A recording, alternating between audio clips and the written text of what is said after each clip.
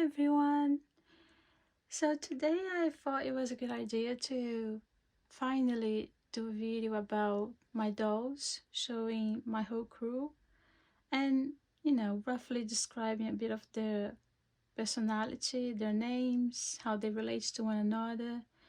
Because after this I will have to, I'm changing again my doll house, doll box room, whatever it's called.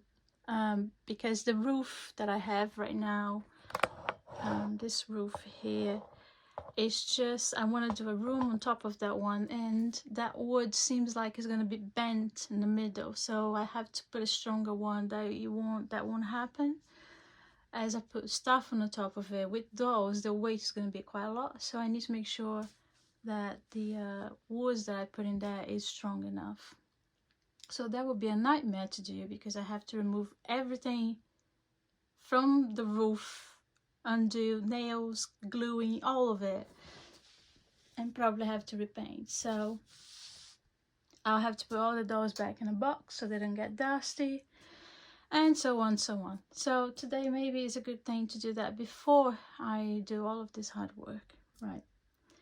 So I'll try to be brief because there is quite a lot of people here. So I'll start with Giovanna. Giovanna is the first BJD doll I got. She's a MaskcatDoll Junie. Just gonna put this a bit far away so you can see her. She's a MaskcatDoll Junie, 57 centimeters. She's normal skin, and her character is Giovanna. She's half Italian, half English, and she lives with her beloved sister Lorenza. Lorenza's over there. And Giovanna is like a, I think out of all of the characters that I create, she's the one that I find her, she has a very strong sense of right and wrong, and she's very, she has really high ethics, if that makes sense. I think so. So in that sense, I really like the way she is, the way her character is. She doesn't let a lot of the things to get under her and make her upset. You know, she's got more like a positive outlook in life. She's very soft and kind, but likewise she would be very, very feisty to protect those who she loves. And with this character is, she kind of is the structure of the whole family, because she has this vibe of being very strong internally and not externally, because in the story her character is quite like petite, but she has this internal strength that most of the other ones struggle a little bit. So she's kind of like the base of keeping the family together.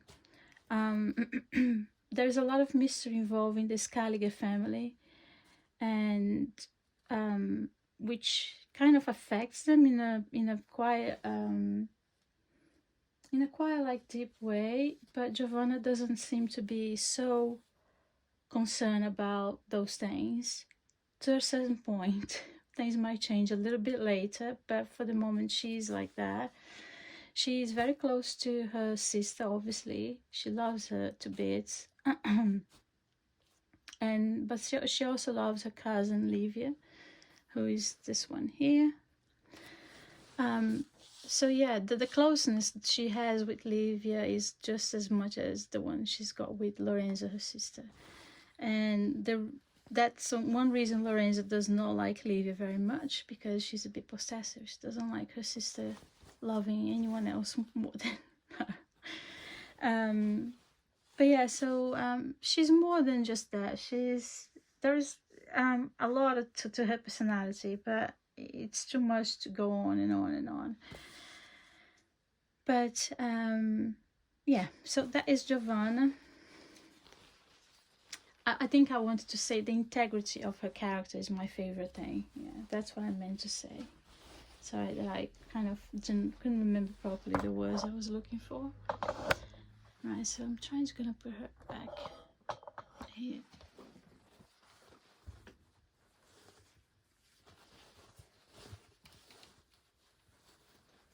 Like that. Now we're gonna go to Lorenza. Like I said, Lorenza is, oops. Lorenza is Giovanna's younger sister. She's also MaskcatDoll Yael in Tan Skin. So Lorenza is younger, but she's got some kind of questioning about her origins, because as you see, she's obviously, I did this in purpose, she's slightly darker than Giovanna. And the story that their father tells them is that Giovanna's mom died when Giovanna was only a baby. Then soon after, he married again with Lorenza's mother, and Lorenza's mother was a little bit darker. And hence the fact that she's a bit darker. But that is not very convincing, because they ask for photograph or paint of their mothers, and their father says that everything was burned on an accident. Anyway, so that's obviously a bit of a made-up thing, because there is some truth there that is being hidden from the girls. So Lorenza has this sort of idea of not belonging. She doesn't feel like she doesn't feel she's kind of intelligent enough, or have enough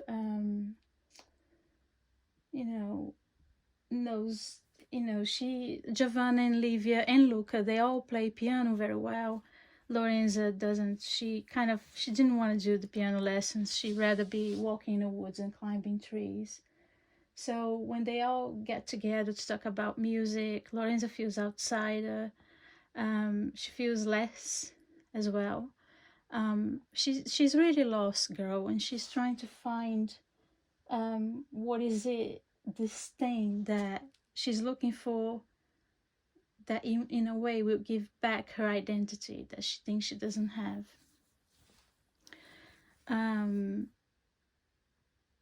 So yeah, that's Lorenza. She's a bit grumpy. She's not as trusting like Giovanna. She's always suspicious of people's intentions in a way. And she's a bit more pessimistic. I mean, quite pessimistic, let's put it this way. And like I said, she doesn't get on very well with Livia to begin with, because Giovanna has a strong bond with Livia. So that's Lorenza. So she's also romantic interest of Luca, this guy here, which is Livia's brother. But that's Lorenza. I hope she can stay sitting there. She won't. There you go. Now is Livia. This is Livia. Oh, she's so sweet. Livia is an impldoll Eudora. She's, I think she's 64 centimeters. I do love her character. I love her character. So Livia is shy, sensitive. She's very introverted, and she's got really strong kind of psychic gifts. So she have dreams that are very intense. She have visions. She have but she also have this thing that happens to her where she gets possessed, kind of, and she is a completely different person. No one would ever recognize her. So from shy, she's extremely extroverted to a point that is a bit embarrassing. She's becomes very seductive, very talkative, very, she has no she doesn't remember either when these things happen, and that's really frustrating. She's really feel out of control with that when that happens, because she doesn't know how to stop, or she doesn't know what is it, or she doesn't remember even what happens. It's apart from what people tell her. So she immersed a lot in her own world, trying to understand the spirituality and the afterlife and all of that.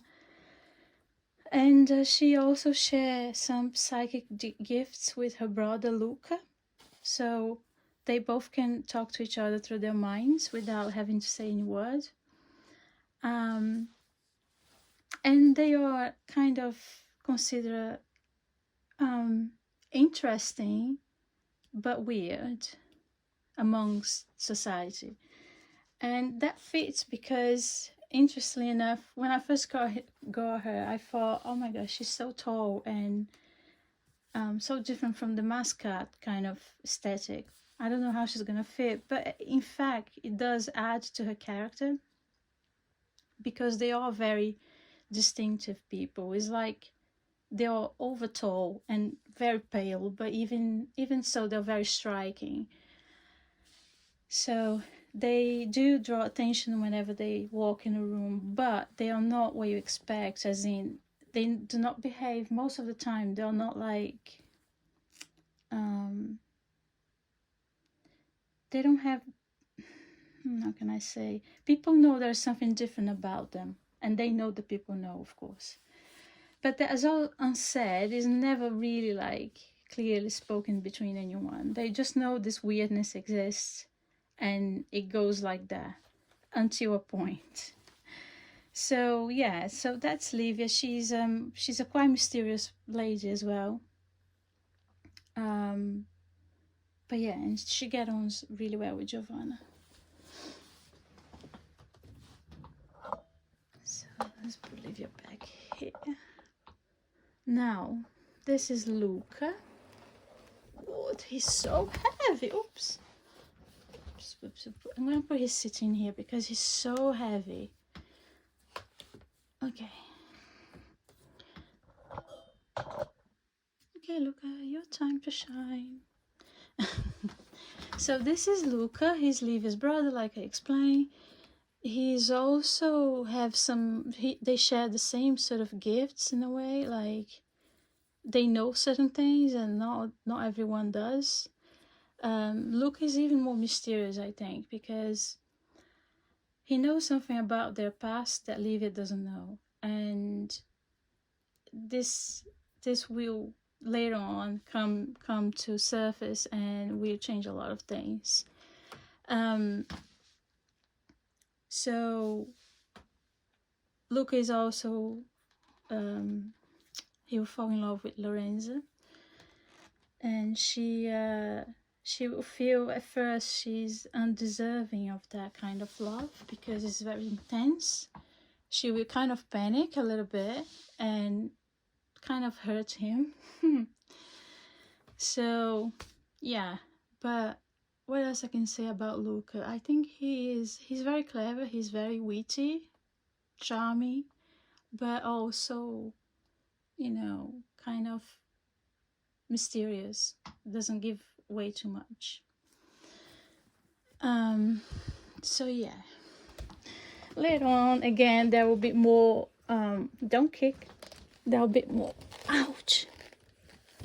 As I post, I don't know if, on my Instagram, as I post more proper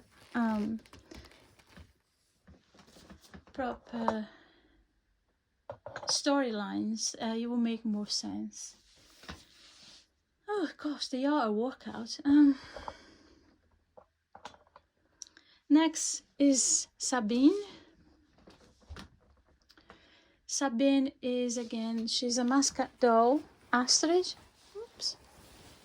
And Sabine is the most snobbish character I ever could imagine. She is Luca's fiancée. That is not in the story yet, but she will turn up later.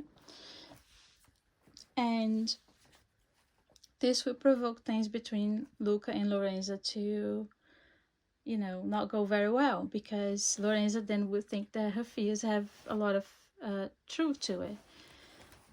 However, that's not exactly the case. So Luca and Sabine, they met when they were younger and they got engaged, but traveling and doing other stuff really like brought them apart. Plus Sabine grew a bit different about, you know, things that she wants. She's the only daughter of a very rich man, so she's really spoiled. And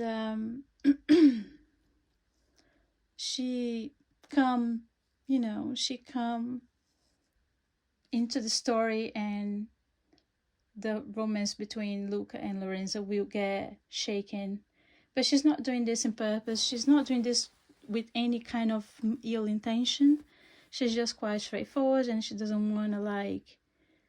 She's not bothered about Luca being with Lorenzo, because she really doesn't want anyone to be with her if they don't truly want her. So she's more than happy to walk away. She's got these really like high standards. Basically, she thinks she's better than everybody else. So yeah, that's Sabine. But she's not part of this story. No, yet. She will get there. So here we have, just need to push this up a bit. That's Charlotte. Short, I call her Lottie. She is a mascot doll as well, MSD Bellies. So Charlotte is the niece of Mina. Oops. And Charlotte lost her mom very young, and Mina then asked if she could let Charlotte stay in the house because she doesn't have anywhere to go, and Mina needs to look after her. And of course Giovanna said yes. And they do love Charlotte, as she was part of the family. In fact, so much so that she's really spoiled by everyone in the house, because she's the only child as well. But the thing about Lottie is that she's really, really naughty. She has this sort of like attraction for Livia in a way that she doesn't really understand, especially when Livia is possessed. So she often goes and check Livia's bedroom, you know, play with her stuff, play with her esoteric things, and Livia really disliked that. So when Livia arrives to stay with the girls, the impression Lottie does not have a good impression, cause a good impression on Livia. So they don't have a very good beginning, because Lottie is like this. She is a bit stubborn. She is a bit sort of, I am the only child in this house, so I am the little star in the house. But yeah, she's a bit of a character, I think. And that is Mina. Mina is a Aga doll, I think. Yeah, Aga doll. I bought her secondhand on a Facebook page, and I made her clothes. I made all of the clothes pretty much. So then, so Mina, like I said, she is Lottie's auntie, and she's the maid in the house as well. But Mina knows a lot of secrets, a lot, and she doesn't say much ever. But Livia does know something. Livia knows that Mina knows something related to her problem actually. So this will also come into play later on. Mina is a interesting person, because she's quite well read for someone who kind of, you know, doesn't have much wealth. She's not rich, she's poor, but she's very well read. She's very intellectual in a sense, but no one actually ever knows that. No one's can guess that, because she keeps it to herself. She's very mysterious lady, and I think she's even a witch. So that's Mina. Let's put Mina there. Right, moving on to next. So next one is, and this is the last character of this family, the Scaliger family. I'm just trying to move this like that, yeah. So next one is Marianne. This one here, again, Marianne is a MaskcatDoll Francis.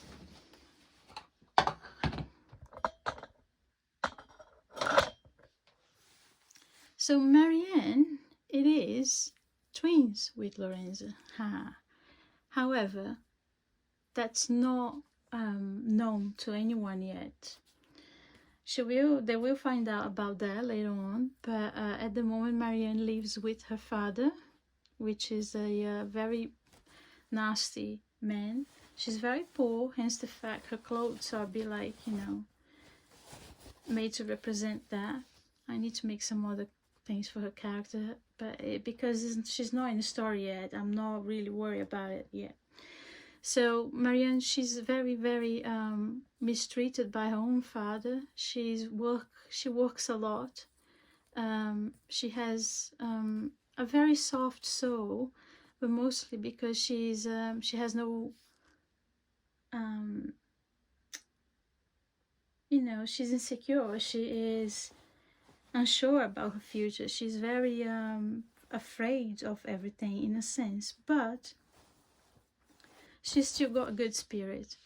And when Giovanna finds out about her existence, things will really change, and Marianne's life will change as well. So she will become like the other girls, more well dressed and more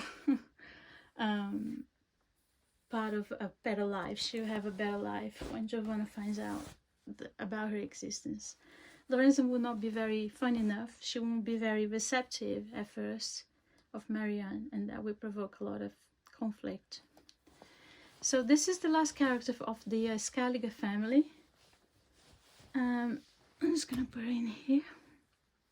Then I'm gonna move on a little bit this way, and then we have a different family that will be connected with them, with the other family, but they are kind of separate. So here we've got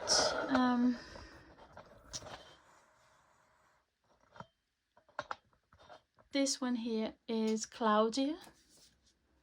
She's also a MaskcatDoll. She's a MaskcatDoll Yael. And Claudia is she is the middle sister of Edward over there. So Claudia is another conflicting character, because she, the father, Edward's father, the father of them all, he only wanted to have boys.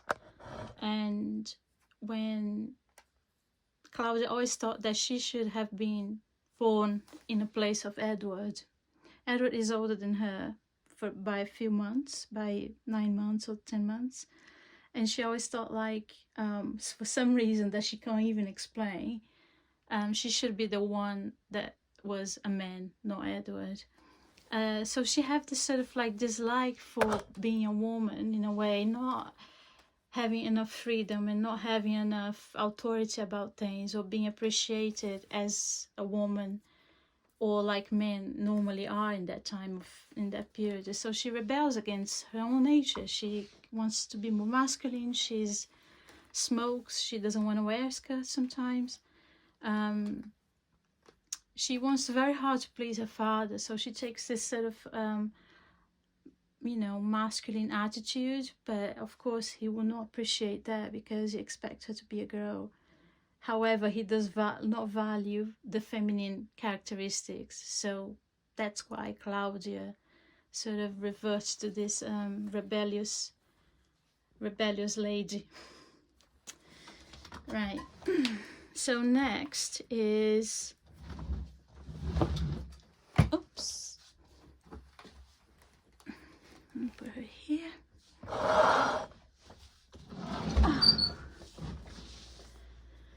Next is, I'll talk about him once he's easy to grab it here. So this is Timothy. Timothy is a Lutz kid Diaz, I think. And he was also bought from, I bought him secondhand as well, because I didn't want to spend tons of pounds on a little character that's going to be a kind of like a little friend for Lottie and part of Edward's family. So he's Edward's young little brother, and he's the center of attention in the family, because like I said, Edward's father only appreciates boys, men, whatever. So he's the little precious thing. He's overprotected by his mother, who's paranoid because before he was born, Victoria was born, Victoria here. But Victoria's got autism. She had a really difficult birth and she's got autism. So she was kind of like, again, put on a side because not the child that they wanted. It was another girl, plus this one's got issues. So when Timothy was born, it was a kind of like the salvation, even though there's Edward, which is a guy, a man. So, but he's a bit wet, actually. So Lottie will meet him and she will be really nasty to him. Okay, but they will like each other later on. It's not going to be like this forever. Now,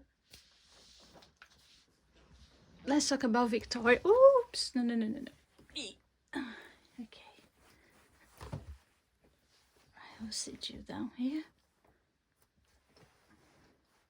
There we go. So this is Victoria. She's also Mascat Lisette. In fact, she's in the body of... this was a full set that I ordered back in November last year, of a Willow full set. However, when she arrived, her face up was like something I've never seen before. It was like horrendous. Anyway, to shorten the story, because I ordered a Lisette face as well, head, I could actually enjoy the whole thing in having her like that, and I'm really pleased that I did that. I'm waiting still for the replacement head, but at the moment that's fine. So this is Victoria. Victoria is, like I said, she's got autism. She's Edward's youngest sister, and Edward really have a thing for her. He really worries about her. He really gives her all the attention that she doesn't get from her parents because she is autistic. Edward tries really hard to kind of bring her into more, into social events and make her feel more loved and normal, because he does believe that, considering she's a girl and got autism, she might be very affected regarding her parents' love for her. So Edward have a special kind of thing for Victoria. So she's only 13 and she's very, very childlike still. I mean, I'll say she's 14 to 15, but she's very childlike. She doesn't say much. She's very much in her own little bubble, in her own world. She likes animals, but she's very scared to touch when people come close to her or to touch her. She's a very beautiful soul, though. So yeah, that's Victoria. Now let's talk about Edward. So Edward, I did a video just previous to this one about him, unboxing him. He's a BJD, 68 centimeter body. BJD Jared, sorry, yeah. And Edward's character is, he's like I said, he looks after most of his brother and sister. He's quite a responsible guy. He comes to live by to look after the Skyliger family's business, and he will fall in love with Giovanna, of course. They actually are very similar in many ways, and yeah, so Edward would be the person that will help Giovanna find out about Marianne's existence in a way. So yeah. And talking about Edwards as well, I think he's my favorite doll so far because he's so good to hold. He's really nice to hold. He's got nice weight to it, not too much, not too little. And he's a great poser. I'm really pleased with this doll. I could not, rate him highly enough, even though he came with a few problems. But yeah, he's such a great poser. He's the best poser ever. So yeah, this is roughly my crew at the moment. I have another two. There is another character, which is Isabella, but she's a very, very passing character. I don't know if I will keep that doll. She's a mascot doll as well. Faye. But I'm not sure if I will keep her. Maybe. But I don't know, maybe. But there is another, I have another two that are not part of this, which is, I don't know if you follow me on Instagram, you might have seen, which is Satoria J and another impldoll Eudora. They live in another world. And so yeah, this is my crew. I hope it made some sense what I explained about each of them. I know it's a lot. Even now, I'm kind of like, my brain's a bit like going, ooh. I probably have missed a few details that are important, but as like I said, if people who are following me and they enjoy my posts and the stories, I hope this will make a little bit more sense when you see the post, because then you know how to relate to what I just said here. Anyway, so if you enjoy what you see, if you want to ask any questions about my background, I made most of everything. Just drop me a message, give it a like. Actually, I don't mind about likes, to be honest. I'm not doing this for likes. I'm doing this for actually my own sake. So, but yeah, I hope you have enjoyed this. And I will think about the next video. I'm not very good at this, I have to say. This is a bit different world for me to film things like that. But suggestions are welcome. So yeah, hope you enjoy and hope to see you soon. Bye.